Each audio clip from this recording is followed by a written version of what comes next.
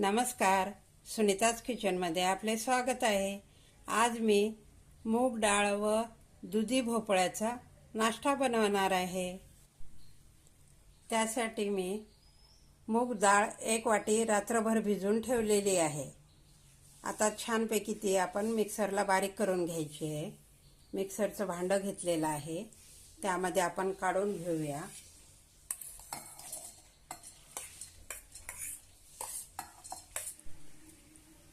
त्यामध्ये 2 हिरव्या मिरच्या, 5-6 लसणाच्या पाकळ्या,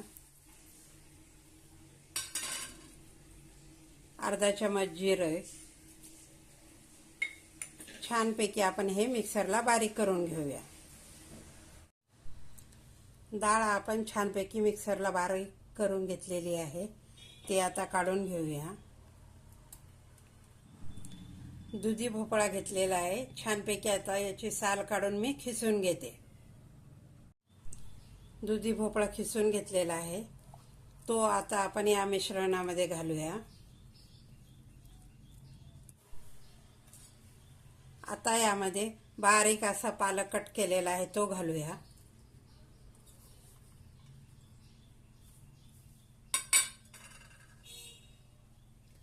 थोडासा कढीपत्ता बारीक कट केलेला आहे, तो घालूया।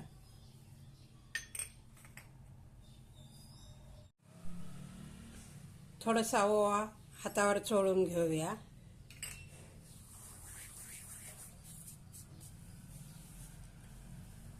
यामध्ये अर्धी वाटी रवा घालूया,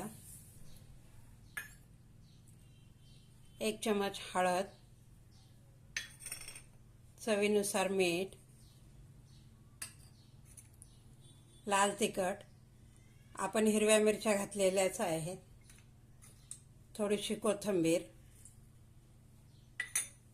आणि छानपैकी आता आपण हे सर्व एकत्र करून घेऊया।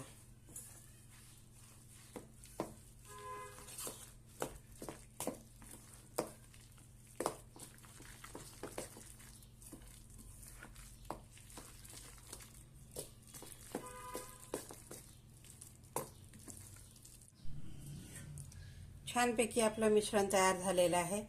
आता आपण याच्यावर झाकण ठेवून 5 मिनिटं ठेवूया। पॅन गरम करायला ठेवलेला आहे, त्यामध्ये आपण तेल घेऊया।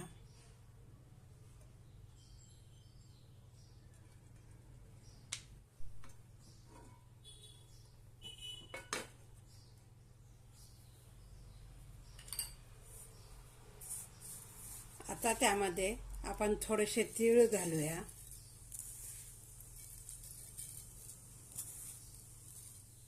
आता आपण हे मिश्रण घालूया आणि छानपैकी असे गोल गोल पॅटीस बनवून घेऊया।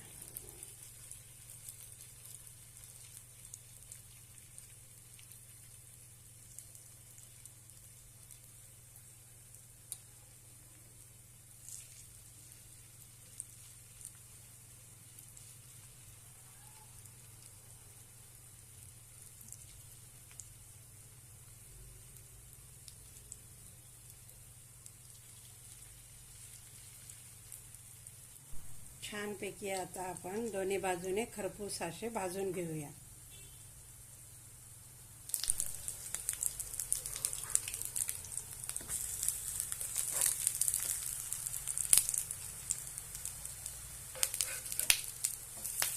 मस्त असे आपण खरपूस असे भाजून घेऊया।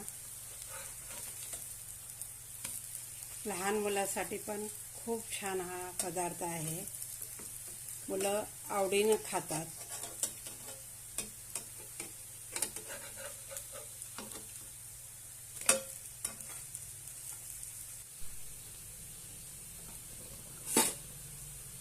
मस्त असे आपले पॅटीस तयार झालेले आहे।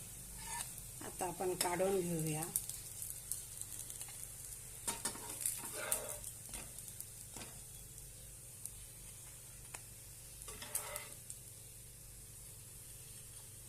मस्त असा आपला नाश्ता तयार झालेला आहे।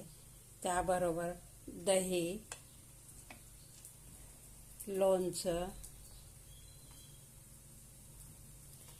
दुधी भोपळा व मूग डाळीचे पॅटीस तयार आहेत. हा व्हिडिओ आवडल्यास लाईक आणि शेअर नक्की करा. धन्यवाद.